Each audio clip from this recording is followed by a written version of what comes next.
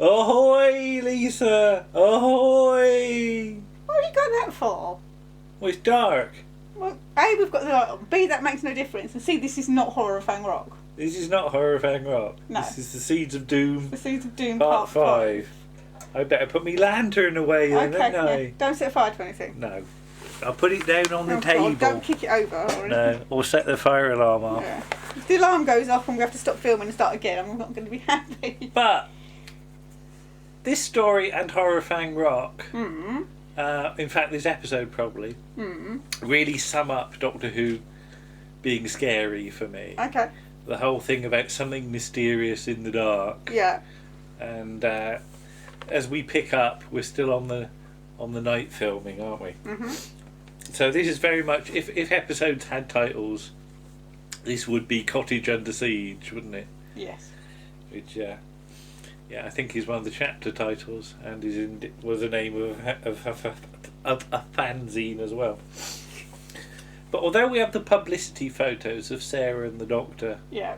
sort of with the big crinoid on the lawn, Yes. sort of waving their swords and sticks at it, Mm-hmm. we don't see a great deal of sort of crinoid in its sort of tent form in No. this story. It lumbers about a bit. Mm-hmm.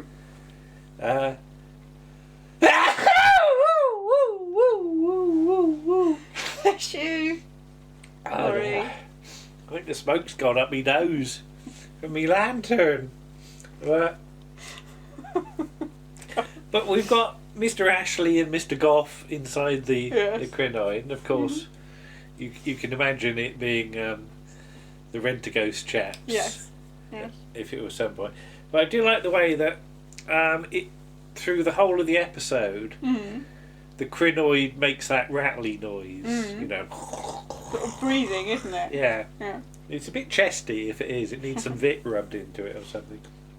Because I can't say that, you know, when we go through our garden at any time of the year, you can hear all the sort of well, I was going to say, what do we have in our garden? Weeds, mostly. You can't really hear all the weeds wheezing away, can you?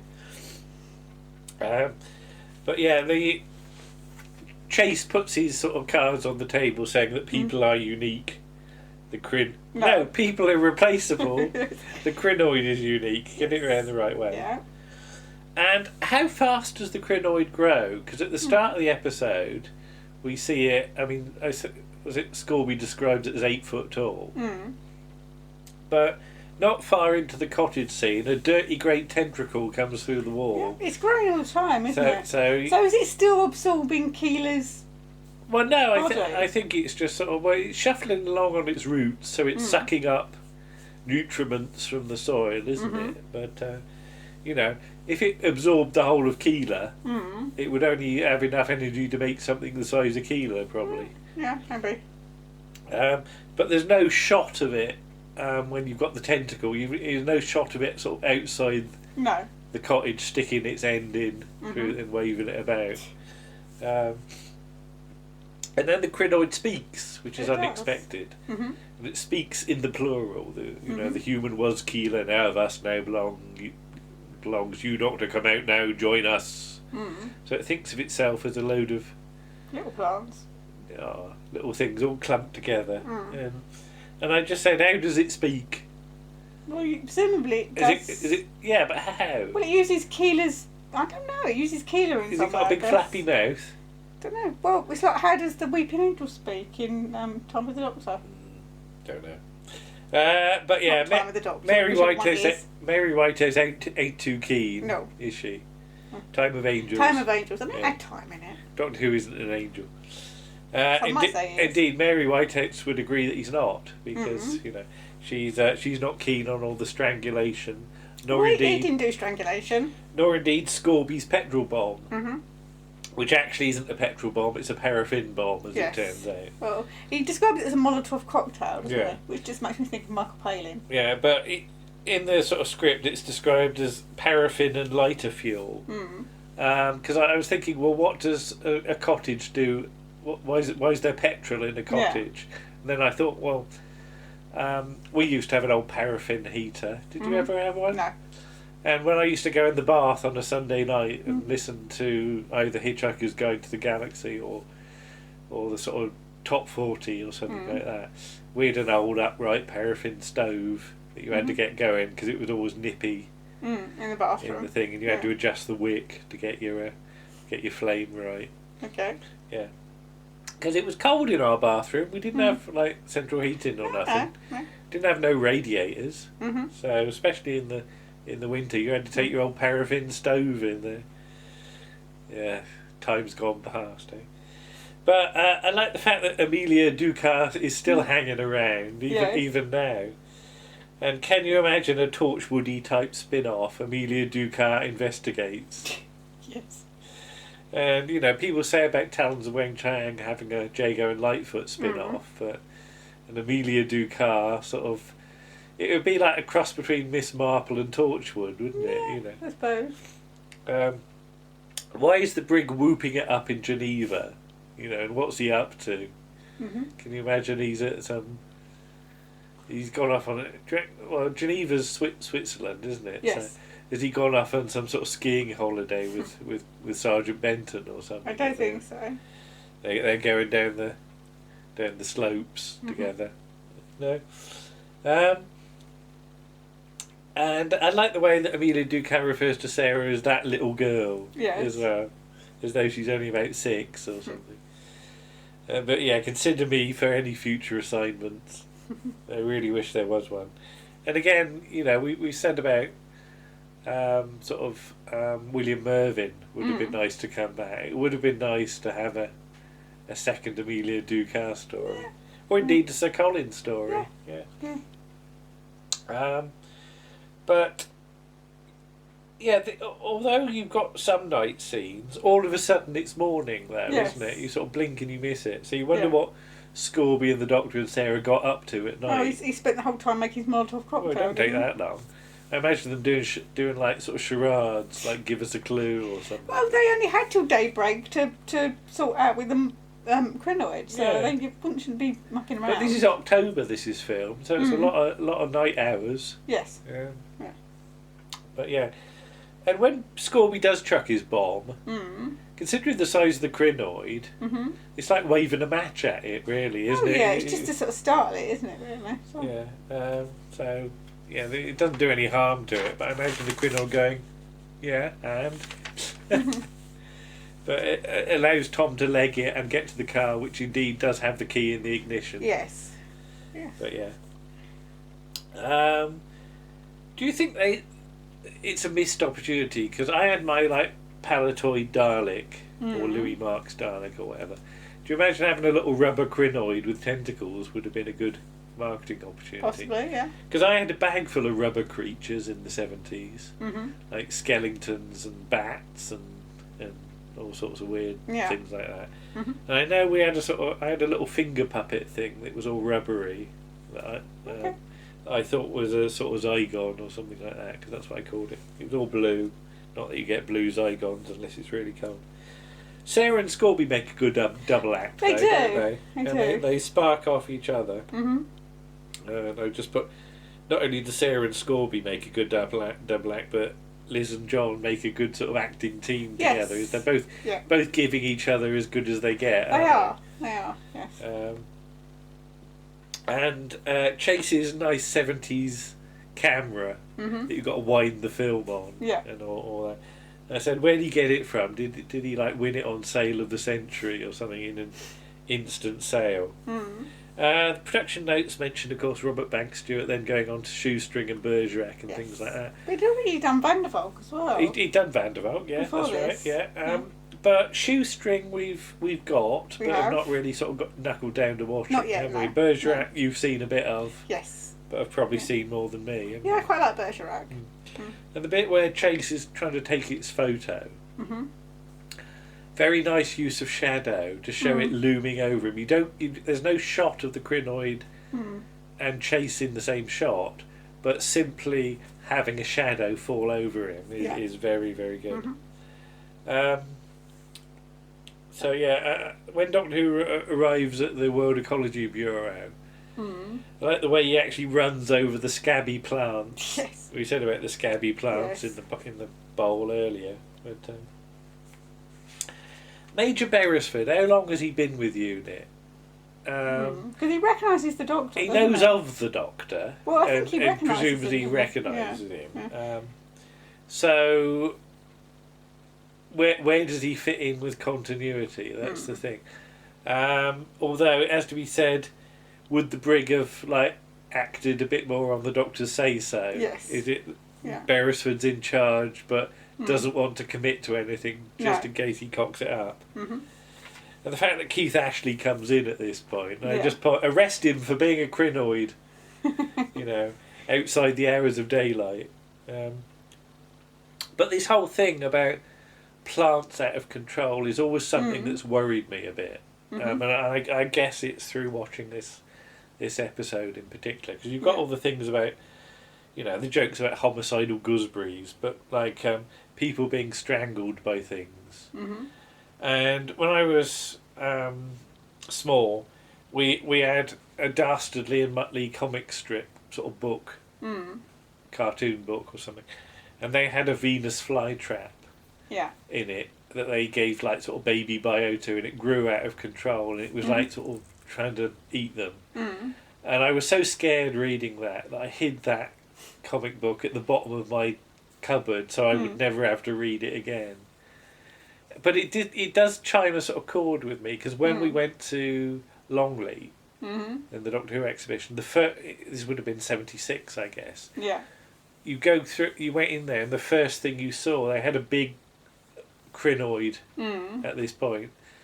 And I remember being really scared, not wanting to go in the rest of the exhibition.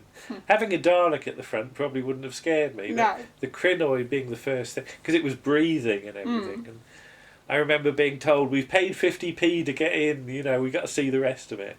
And it's only in the last year or so that I've come across a photo that somebody had of that exhibit. I think it was at the Blackpool one, because I think they sort of duplicated the exhibits a bit. Yes.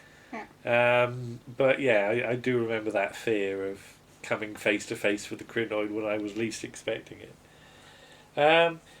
Homicidal gooseberries is a good throwaway line. And we did the joke in the Blake 7 video the other day about Mr. Smith's surveillance garden. Yes. But this would have been Mr. Smith's strangulation garden, wouldn't it? Yes. But, strangled in the garden maze. Yeah, right, I don't know quite by what. But you were chased around a maze by an axe in Sutton Park, weren't you? Yeah. So mazes can be dangerous things. They can be dangerous things, yeah. Doctor Who phones up Harrison Chase's house and seems to get a direct line through to the lab. Yes. How does he know what Sarah's phone number is at that point? Lucky, isn't it? Yeah. And I put, how do the vines move? Because they go and pull the wires out and stuff. But it does slightly worry me about where all their sort of... How do they move? What's their sort of... They haven't got sort of tendons and things. I think it's just the crinoid is able to control any plant matter, isn't it? Yeah, but how? I don't know. It's probably best not to worry about it too much. It's not like it goes over and pulls them, But I put very good CSO, which you've got the big crinoid lumbering about. And a nice mix to Chase when he's on his back, from a sort of wide shot to a close-up. So that's a nice little thing. Now, is Chase in actual mental contact with the crinoid, do you think? It's never quite explained. Well, I always assumed... Or is he just loony? Well, I assumed that it sort of goes over him, and because he's already sympathetic to plant life... They have a bit of a bond. Yeah, and it sort of controls him. All right. Yeah. But...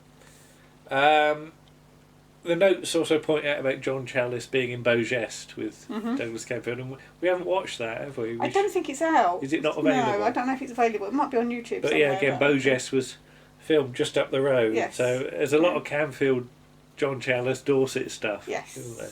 Yes. And Sarah is actually braver than Scorby at this point. She's almost proto-Leela, isn't she is, because they hear... Hargreaves has said he's heard screams, and she says, well, we've got to go and have a look. Because there's that annoying kid in the Who's Doctor Who thing saying that Leela was brave and Sarah screamed at every monster. Well, frankly, that's nonsense. No. I mean, Leela is brave. Yeah. She only screams once, and that's because she's been bitten by the giant But so mouse. is Sarah. But Sarah is brave, yes. But she does scream, but she also gets on with stuff and saves the Doctor on numerous occasions. Yeah. I did just point, you've got people covered in foliage. Mm-hmm. And it is like if you'd fallen over in our back garden, isn't it? Because our own garden is a bit... Yes. Slightly overgrown. And don't forget the Tales of the Unexpected one about the machine... the sound machine that one. picks up plant noises as well. So, yeah, there's another sort of planty thing. And Chase is now totally loopy because he says now it is our turn. So he's almost been absorbed, isn't he? All plant eaters must die. Yeah. So again, that does seem to imply that he doesn't eat plants. Yeah. So he just eats pizza and things. Goes down to KFC a lot. But yeah, the whole video disc thing, and video disc is very much one of those sort of mid-70s things. Just the weird motion on it gives the plants a nice, unusual sort of way of moving. The car's an H-Reg car, and I forgot to look up when H-Reg cars are, but, putting the lie to unit stories being set in the 1980s, unless people have got really, really old cars. Maybe it's a vintage car. And of course, the Doctor and Major and the Sergeant come in with their mounted spray things. Now, here's something I haven't said about. Sort of in our greenhouse, we had one of those. Yeah. And they were called killer sprays because you could make up sort of weed killer in them and spray stuff with them. But if you just put water in them, they were very good for watering plants that you couldn't reach. Yeah.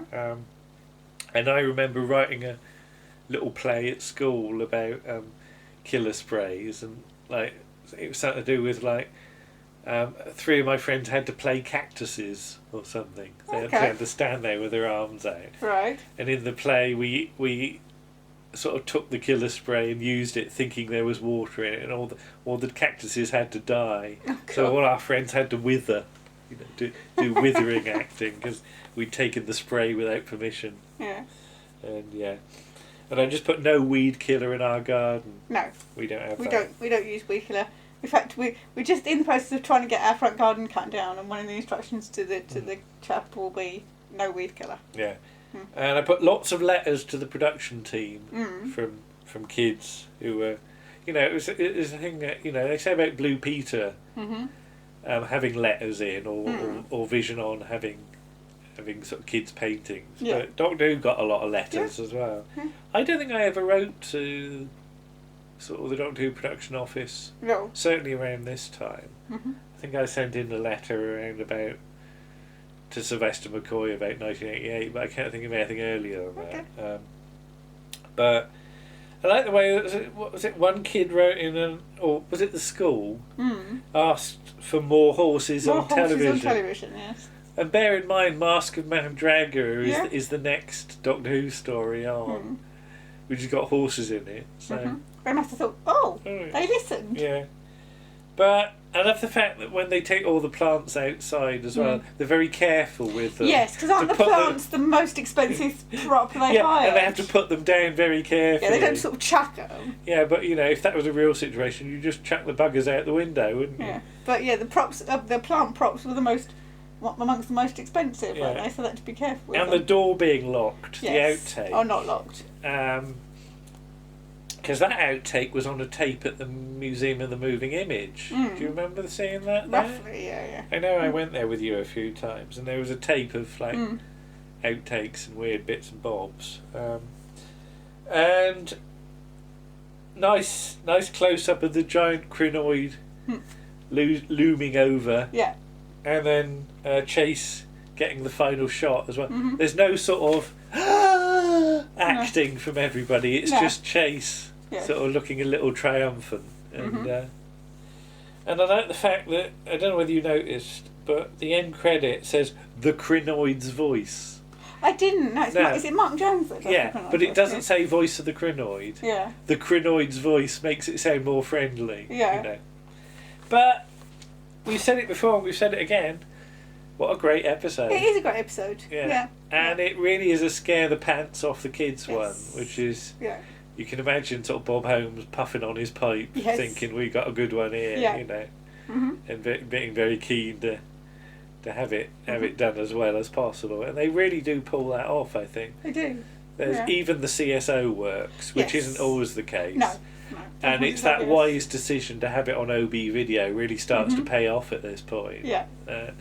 Had that been done on film with a CSO video crinoid, you're back to sort of Invasion of the Dinosaurs problems, aren't you?